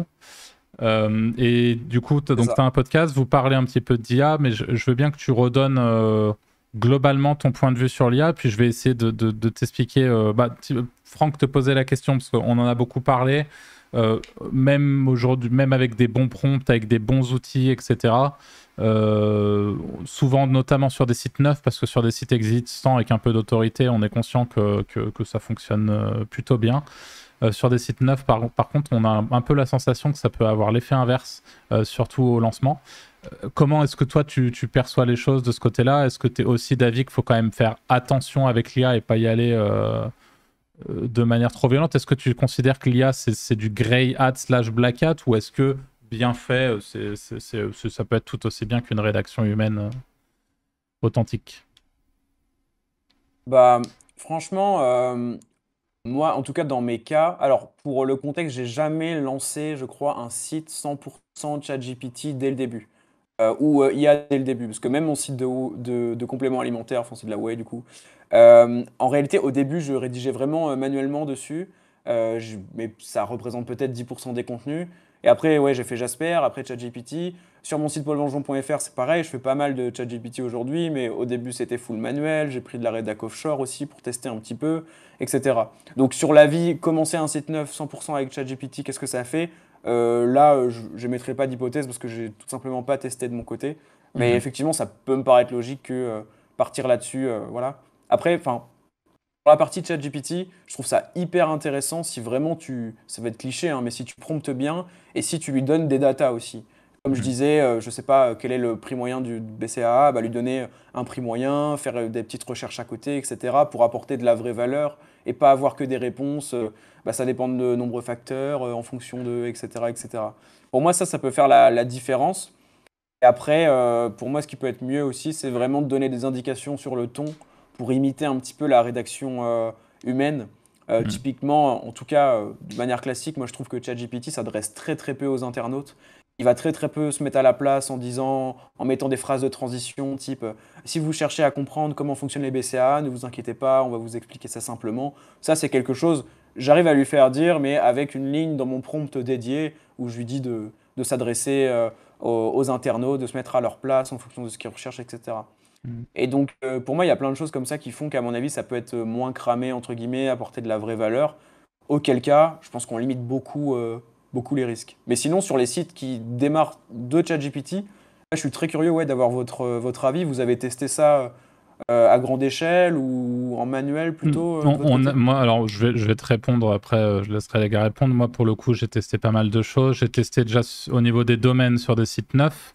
Et site neuf, c'est bien souvent un mur assez rapide. Tu vois, le site qui ne décolle jamais vraiment. Alors après, je te parle de tests en full automatisé. Il n'y a pas eu tout ce travail de recherche sur l'intention. Voilà, on est sur un truc automatisé avec des bons outils connus aujourd'hui, mais sans rentrer dans un truc chiadé, quoi. On est sur de l'IA, donc il faut que ça aille vite. J'ai fait des tests assez similaires avec de l'humain avec qui pilote l'IA, avec du rédacteur offshore qui pilote l'IA avec voilà. Et là, cette fois-ci, à la fois sur des expirés, à la fois sur des domaines neufs. Et généralement, là, déjà, les résultats sont un peu mieux. Et sur de l'expiré, ça marche un peu mieux. C'est pas l'euphorie, mais en fait, dès que le site a un tout petit peu d'autorité, ça passe, mais ça peut vite être... travailler à blanc sur un site qui n'a pas d'autorité, qui est tout neuf, et faire de l'IA autogénérée sans trop réfléchir dessus, c'est un coup, à mon sens, à flinguer un site à l'open. Et c'est un peu le constat qu'on avait fait. Je repense au cas de ta sœur, Anto, qui a monté un site pour un de ses business et qui a fait du chat GPT et qui a en fait tué le domaine. Ouais. C'est un peu Et toi, Franck, de ton côté Moi, j'ai pas des retours de ouf avec du chat GPT. J'utilise TextBulker en partie de temps en temps. J'ai des mix d'IA qui sont aussi retapés un peu. J'ai un mix de tout. Pour l'instant, j'ai pas de résultats qui rankent très fort. J'ai des trucs qui peuvent ranker première page, mais qui rankent et qui redescendent assez rapidement. Donc, j'ai pas de. Après, j'ai jamais trop poussé non plus. Je me suis pas dit, je prends un site et je fais full test parfait dessus. Pour vraiment avoir des retours, je prends des sites qui sont déjà existants et je leur colle de l'IA dessus. Et c'est des sites qui ont déjà de l'autorité et tout. Donc les résultats sont jamais trop mauvais, mais ils sont jamais aussi bien que quand quand c'est moi qui rédige ou que c'est un rédacteur français qui fait un truc ultra carré, ça rank vraiment très bien. Quand c'est mon rédac offshore, ça rank un poil moins bien et ça mérite des réoptis. Mais dans l'ordre, je trouve, en tout cas pour l'instant, moi, des résultats que j'ai, c'est contenu français, enfin, ou contenu rédacteur très premium, on va dire, rédacteur offshore en deuxième et le contenu IA derrière. Malgré tout, je suis moins négatif que ce que j'étais avant. Je pense qu'il y a des gens qui arrivent à faire des choses très bien avec de l'IA qui est retouchée. Donc c'est juste que moi, je pense que j'ai jamais réussi à bien le faire. Et tu vois, comme tu l'as dit, Paul, toi, tu arrives à faire des bons promptings et à ranker avec. Donc la preuve, c'est que ça marche. C'est juste que moi, en tout cas, j'ai jamais réussi à avoir des trucs qui fonctionnaient aussi bien que ce que j'espérais. Mais le problème vient sans doute de ma capacité à gérer l'IA, je pense. Voilà. Est-ce que, Anto, t'as une question qui t'est venue ou je continue? Ouais, une question, c'est par rapport au Vas-y. site qu'il a envoyé. Mais ça n'a rien à voir. Enfin, tu fais du géoloc en bas, mais sur ce type de produit, ça fonctionne? Enfin, c'est impossible de Le compter dessus. géologue, ouais. Non, le géologue, c'était vraiment, bah, tu vois, pour retenir purement psychologiquement l'habitude de créer une page par jour. À un moment, j'avais vraiment plus le temps. me disais, allez, c'est bon, texte à trou géoloc, et puis on verra, peut-être que ça rapportera plus tard, et au pire, Mm. ça fera des pages pour faire du maillage interne, quoi. C'était vraiment littéralement pour ça. Effectivement, je pense que ça m'apporte rien. Après, je t'avoue que je ne traque même pas d'où viennent les conversions et tout. Je ne veux pas me prendre la tête avec ça. Ouais, Que je c'est vois à sûr. peu près les pages qui me génèrent le plus de trafic et tout. Mais Mais ouais. après, parce que moi, je fais pas trop de sites comme ça, mais tu vois une grosse différence de faire beaucoup de pages uniquement dans le but de faire du maillage interne? Euh, je dirais pas uniquement dans le but de faire du maillage interne, mais taper toutes les requêtes SEMrush où il y a ton mot-clé, où il y a une intention de recherche différente, que tu n'as pas déjà écrit des articles dessus, etc. Ouais, là, ça, je vois Ok. une différence vraiment pas mal. Parce que là, pour le coup, le site, c'est aussi pour ça, une autre raison pour laquelle je ne le continue pas, c'est que j'ai quasiment traité, je dirais, tout l'informationnel autour de la thématique. En tout cas, selon Keyword Magic Tool, SEMrush, hein. Après, je pourrais aller encore plus loin et tout, mais voilà. Et c'est marrant parce que du coup, je viens de regarder et tu ranks en géoloc et tu ranks bien, hein, Ouais, sur ouais, parce que des c'est sur requêtes qui font des du villes. traf. Et Donc, c'est pour ça, je me suis demandé, ça se trouve, ça vend en vrai. Enfin, tu peux pas trop savoir, mais ça se trouve, ça vend. c'est dur de savoir parce que, comme tu dis, c'est pas traqué, mais c'est pas impossible que ça te génère une petite vente par-ci par-là de temps en temps. Et dans tous les cas, C'est possible. qui dit trafic, qui dit, dans tous les cas, il y a ton lien interne en énorme en haut qui est le plus important, qui permet peut-être de choper du clic et tout. Enfin, c'est bien pensé. C'est smart de faire En ça. fait, ouais, justement, quand je regardais tous les mots-clés qui étaient un peu recherchés, j'avais vu que le complément plus Paris, il y avait un peu de recherche. Alors je me suis dit, bon, ok, allez, pourquoi pas. Je vais ranker là-dessus, et puis je vais faire quelques autres villes aussi. Et puis voilà, c'était une période où ouais, j'avais plus trop de temps pour m'en occuper. Je m'étais dit, bon, bah comme ça continue. Au pire, d'envoyer des signaux à Google en mode demande d'indexation de la page, fréquence de publication. Je me dis, ça peut pas être négatif, quoi, entre guillemets. Et ça, je l'ai beaucoup vu fait, moi, dans le CBD, avec des boutiques Ouais. en ligne, mais qui tapaient toutes les villes de France. Et qui faisaient du texte à trous également, à part sur les grosses villes où parfois ils avaient des contenus uniques. Mais sinon, globalement, pour tout ce qui était ville petite et moyenne, c'était du texte à trous. Et ils rankaient, il y en a qui avaient vraiment grindé beaucoup de positions comme ça. Ouais. Ouais, ben je vois très bien parce que j'ai un client d'ailleurs dans le CBD, donc effectivement, ça, ouais, ça se fait pas mal. Et c'est vrai que je me dis, après, la logique aussi, c'est de se dire, bon, bah, on a un GMB ou on n'en a pas, mais dans tous les cas, si ça fait une double apparition dans la SERP, ou si ça peut nous permettre un mini élément de réassurance qui fait que la personne va recliquer sur notre GMB à nous alors qu'on est deuxième et pas premier, enfin, tu sais jamais. Je me dis, en plus, quand c'est les textes à trous, t'as vraiment zéro temps à perdre quasiment. Le seul truc, c'est peut-être le risque qu'un jour ce soit un peu pénalisé. En tout cas, a priori, pour le moment, c'est pas le cas, en tout cas sur mes sites. Donc ouais, je pense que t'as tout à gagner, hein, surtout quand il y a des sous derrière, hein. Clairement. Ouais. Bah, du coup, un peu en lien avec ça, si tu devais garder, allez, je sais pas, on va dire. Bon, je vais pas donner de chiffres. C'est quoi tes tips principaux SEO? Genre, les trucs que tu trouves les plus intéressants en SEO, ce qui est, genre, si on fait un 80-20 de ce qui est le plus important pour toi en Ouais. SEO, qu'est-ce que c'est? Le mot-clé dans le title, mettre le mot-clé dans le H1, et après apprendre à comprendre une SERP, analyser les intentions de recherche traitées par les concurrents, savoir en déduire, en sortir un listing d'informations à traiter dans sa page, savoir traduire ce listing en structure à chaîne, pour au final avoir un plan complet d'articles informationnels ou même de listes d'intentions à traiter sur une page catégorie, une page produit, hein, et vraiment faire un contenu qui répond à l'intention de recherche et avoir quelques notions en netlinking, notamment en deep linking, faire du lien vers des pages précises et pas uniquement vers la home, des encres, semi-optimisé, optimisé pour pousser tout ça, quoi. Moi, ce serait vraiment ça le 20-80. Et après, aller chercher plus loin sur la technique, la web perf, les réseaux sociaux, pourquoi pas, l'autorité autour de tout ça. Mais pour moi, la base, c'est vraiment ça, quoi. La web perf, pour toi, c'est un point essentiel? Ça peut l'être, en tout cas, bah, sur le site que je vous ai envoyé, il y a tellement pas de CSS que la web perf est incroyable. Mais sinon, non, ça peut être un cas, je pense, sur des sites assez précis. Par exemple, tu vois, des fois, tu récupères en consulting des sites qui fonctionnent vraiment full JavaScript, des gros problèmes de web perf par rapport à ça, même de rendu par rapport à Google. En fait, tu as des recos très précises que tu dois connaître, mais qui correspondent peut-être à 20% des clients que tu vas avoir, même pas. Ou même, toi, si tu lances ton site sur WordPress, bon, bah, globalement, tu installes les bons plugins et puis ta web perf, ça sera bonne, quoi, a priori. Donc, voilà. Ouais. Du Enfin, moment que bonne. t'as- Je sais que WordPress, c'est pas le truc. Ouais, voilà. Ouais, à partir du moment où tu as WP Rocket, au pire, tu rajoutes un CDN et puis enfin, tu as déjà fait une grosse partie du taf. Ouais, c'est ça. Et je pense que d'ailleurs, c'est un grand piège des gens qui peut-être commencent un petit peu et ont entendu parler de la web perf, mettent leur site, je sais pas, dans PageSpeed, GTmetrix ou d'autres outils comme ça, et en fait deviennent perfectionnistes de la web perf alors qu'ils ont en réalité créé 0 page optimisée.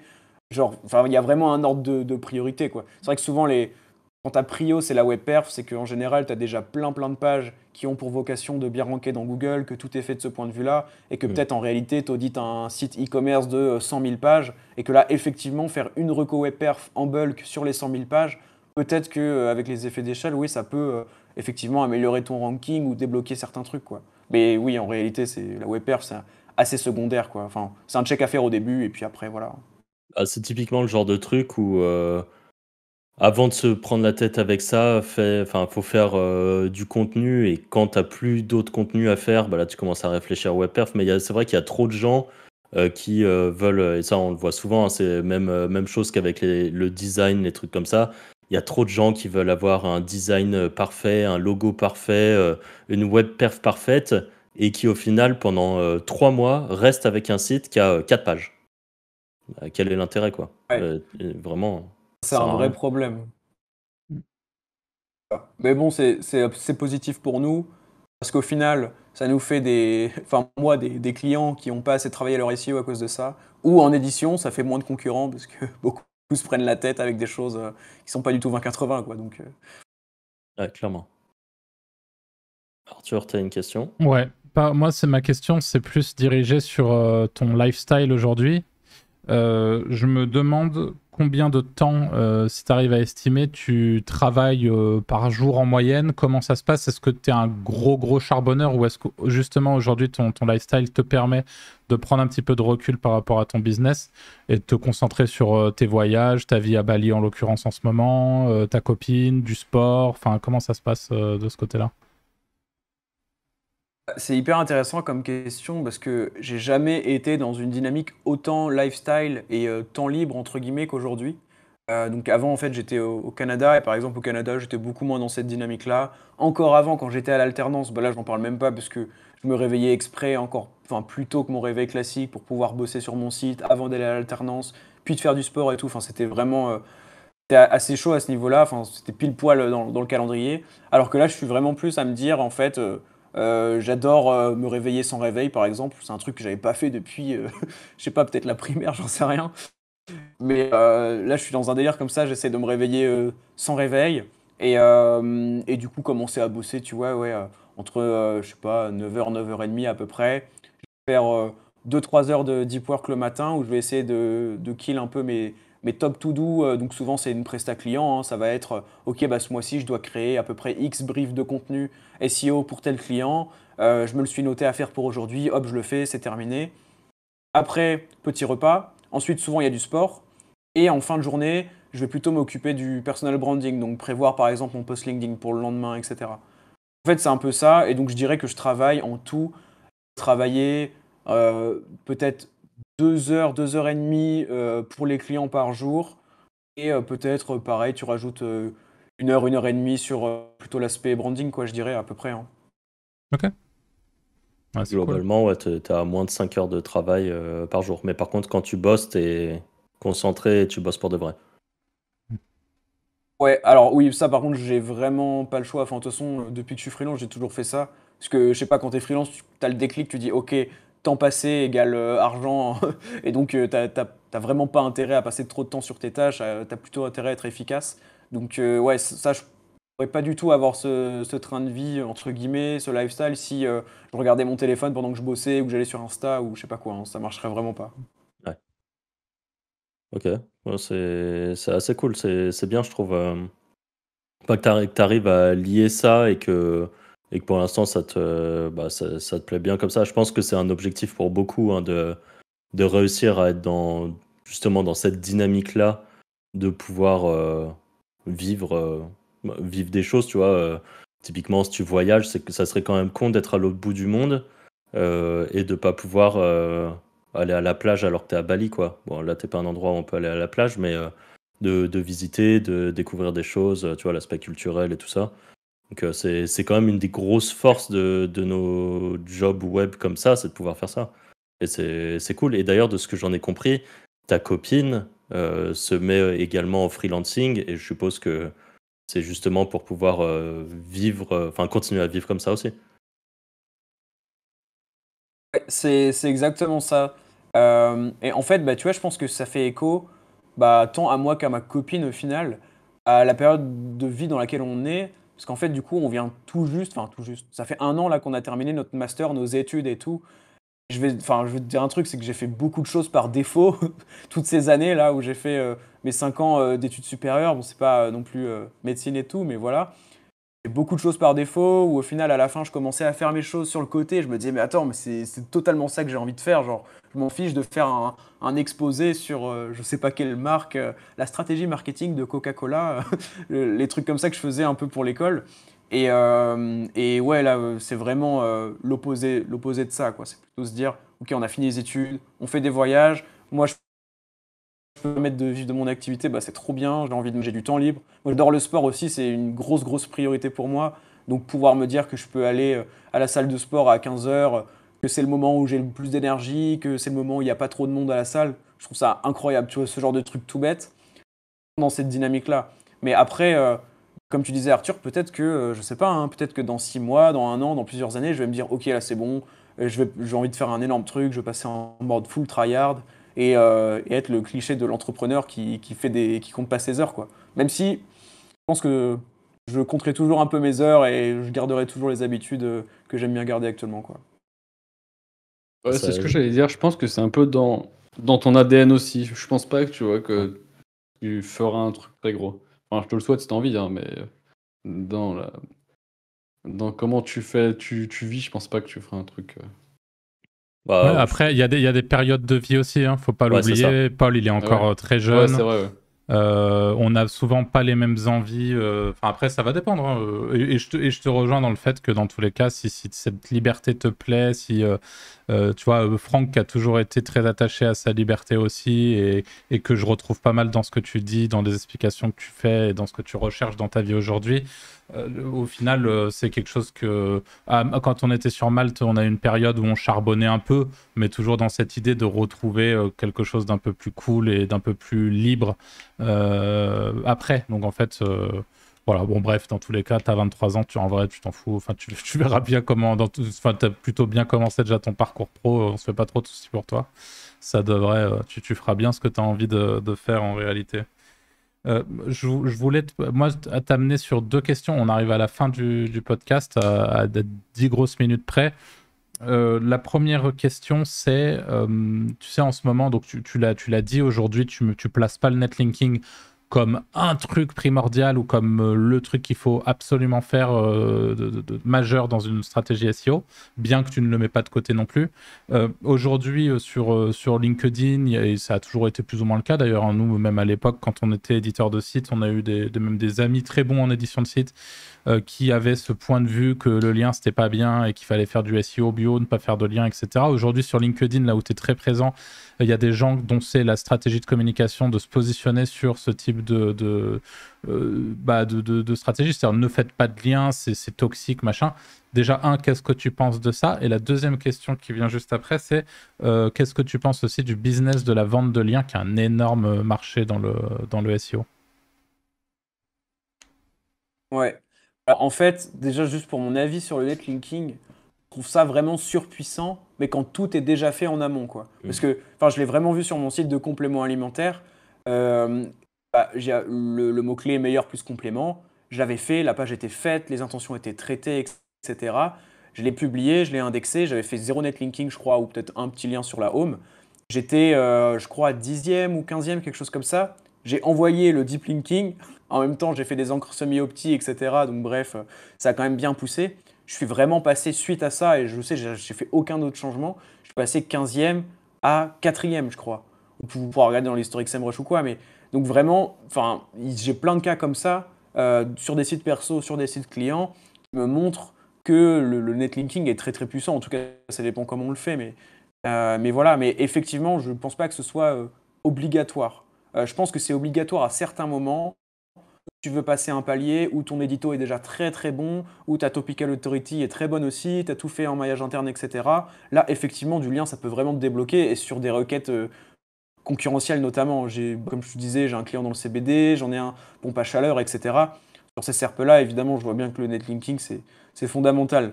Mais peut-être moins qu'avant, effectivement. Mais j'étais même pas là avant pour en juger, donc c'est plus, entre guillemets, à vous de me dire là-dessus. Pour répondre après sur LinkedIn, effectivement, il y en a, c'est leur fonds de commerce de faire des posts avec l'accroche le netlinking est mort, les backlinks servent à rien, etc. Moi, je vais te répondre selon mon expérience. Je leur ai demandé, en tout cas, il y en a un, je lui ai demandé en commentaire sur quelle requête business il rankait. Il m'a répondu que c'était encore en cours. Donc, en tout cas, pour lui, non, mais Ok. voilà, et pour lui, voilà. Et souvent, moi, ce que j'ai vu, c'est que c'est des personnes qui envoient des résultats SEO sur LinkedIn qui sont des courbes d'impression de GSC, qui sont des fois des courbes de clics GSC, ok, un peu mieux, ou des fois des courbes de mots-clés, de trafic estimé SEMrush. Mais quand tu creuses un peu et que tu découvres peut-être les sites, etc., bah, tu te rends compte que oui, ok, ils rankent, mais je veux dire, c'est pas non plus les requêtes top, qui vont apporter énormément de business, ou en tout cas, il y a beaucoup de concurrence en SEO. Après, construire du lien sans acheter du lien, ça peut être hyper puissant, je pense.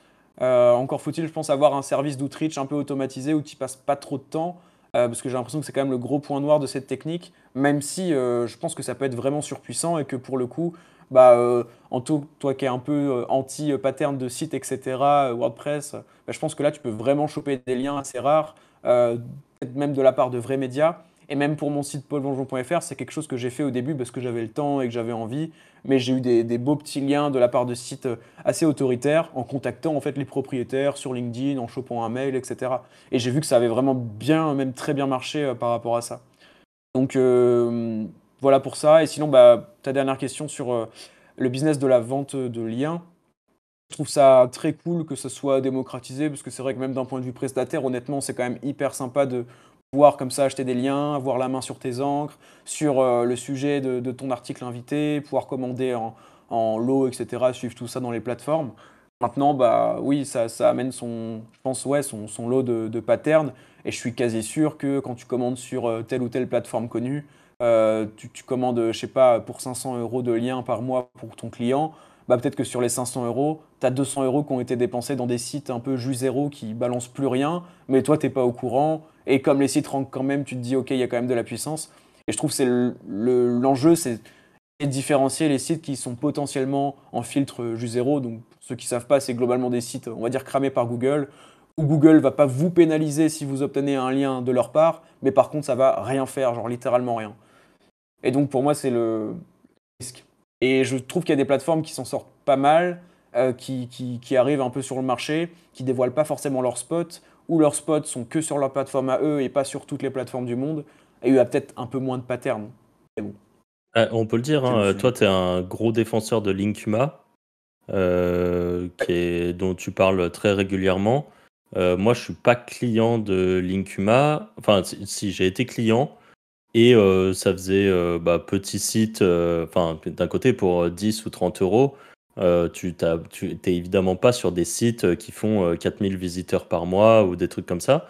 Malgré Ouais. tout, et c'est dans ton podcast que tu expliquais ça, parce que évidemment, moi j'ai eu mon point de vue où tu as l'affiliation, je me disais, bon, Paul, il en parle parce qu'il a son affiliation et voilà, c'est ce que je peux tout à fait comprendre. Et je pense qu'au final, ce n'est pas le cas. Je pense que tu es un vrai défenseur de Linkuma et que tu as des vrais résultats avec. Et je trouve ça assez cool et ça m'a donné envie d'aller un peu pousser les tests. Parce que justement, comme tu disais, ils ont leur propre réseau ultra privé qui du coup peut push, quoi. Donc pourquoi pas. Toi, ça m'a motivé à essayer. D'ailleurs, s'il y en a ont essayé, qui veulent laisser un commentaire par rapport à ça et qui ont des résultats. Mais donc toi, par exemple, tu as des résultats cool. Pour tes clients, par exemple, tu leur prends du lien Linkuma ou tu Ouais, prends un tout peu à fait. partout? Alors, ouais, en fait, bah, déjà pour la petite histoire, puisque tu en parles, effectivement, ouais, Linkuma, j'adhère à 100%. Après, voilà, hein, faut voir à l'échelle, hein. Il aurait fallu que je fasse 1000 campagnes de netlinking avec tous Bien leurs sûr. spots pour voir si vraiment, en moyenne, ça pousse bien ou pas. En tout cas, moi, j'ai fait des tests de mon côté. À la base, ils m'ont approché par rapport à ça pour me présenter l'offre, etc. J'étais un petit peu sceptique, tu vois, je les connaissais pas. Je me disais, bah attendez, enfin, je vais tester tout ça. Et j'ai testé justement sur mon site de complément. Là, quand je disais que j'avais envoyé 5 liens en deep linking, c'était justement les liens qu'ils me proposaient de faire pour tester. Et bah, moi, dans mon cas, ça a vraiment explosé. J'ai commencé à faire un peu de communication autour. Effectivement, il y a un lien affilié, etc. J'étais vraiment content de mettre en avant une solution comme ça. Et au final, j'ai vu vraiment, dans les premières personnes, par exemple, qui ont utilisé mon lien affilié, qui sont inscrits, des retours assez positifs, hein, franchement, sur Linkuma, etc. Effectivement, après coup, quand tu passes les spots dans SEMrush, eh ben, tu n'as pas une courbe de trafic de ouf, etc. Mais comme tu dis, c'est vraiment des sites qui ont bah, pas ou peu de métriques, mais qui, pour le coup, ont peu ou pas de pattern. Donc, en fait, c'est un peu Ouais, je c'est trouve ça. enfin, faut faire le juste milieu. Et du coup, pour mes clients, pour ta question finale, effectivement, à la base, bah, puisque du coup, on cite les plateformes, je passais full sur iRefRR, que je trouvais top d'un point de vue rapport qualité-prix, avec des spots que on trouve moins chers versus d'autres plateformes. Mais bref, c'est mon avis. Et maintenant, je commence justement à diviser le budget, à dire, OK, on mettait 500 euros sur RFRR. Maintenant, je vous recommande plutôt de faire 200 euros sur Linkuma pour avoir en plus bah, plein de liens, parce que pour 200 euros, vous pouvez vraiment avoir d'un point de vue quantitatif beaucoup de liens. Et garder bah, 300 euros sur RFRR et peut-être acheter bah, 3 spots à 70 euros à peu près, où là, on va chercher la métrique, on va chercher le positionnement thématique du site et bah, toutes les métriques qu'on veut aller checker. Et Linkuma, où plutôt on se dit, ok, limite je regarde même pas les sites, c'est juste que je sais que ces sites-là peuvent vraiment bien me pousser, qu'en plus ça peut me permettre de diversifier mes encres sur la quantité de liens, etc. C'est des objectifs différents, ouais, je pense. Et le lien forum, t'es utilisateur? Enfin, le ninja linking à l'ancienne, Ouais, quoi. bah ouais, un petit peu pour mes sites perso plutôt, parce qu'évidemment ça prend du temps, mais j'ai pas encore processisé le fait de mettre mes clients en début de presta linking sur une presta de Ninja. C'est quelque chose que j'ai en tête. Je cherche encore en fait la presta parfaite, le service parfait pour le faire et moi y passer zéro temps dessus et le bon rapport qualité-prix parce que des fois ça coûte quand même cher au final. Ouais. Ouais, ouais. Même si je trouve ça peut coûter un peu de sous, mais en général, je trouve que ça pousse quand même pas mal. Et parfois, avec un lien forum que tu vas aller chercher à la main, donc certes, ça prend du temps et comme tu dis, toi, tu peux pas te permettre de le faire. Mais tu peux avoir autant d'effets qu'un lien à 50 balles que tu trouveras sur iRefrr, par exemple. Voilà, C'est c'est le genre clair. de truc. Encore une Voire fois, plus d'effets en réalité, des fois. voir plus d'effets. Encore une fois, tous les Ouais. sites sont pas juste zéro. Tous les forums ne propulsent pas des sites. C'est tout, enfin, c'est du SEO, quoi. Ça dépend. C'est le terme. Faut pondérer les choses et tout. Mais ça marche, quoi. Ça fonctionne. Ça peut Bah, bien fonctionner. Ouais.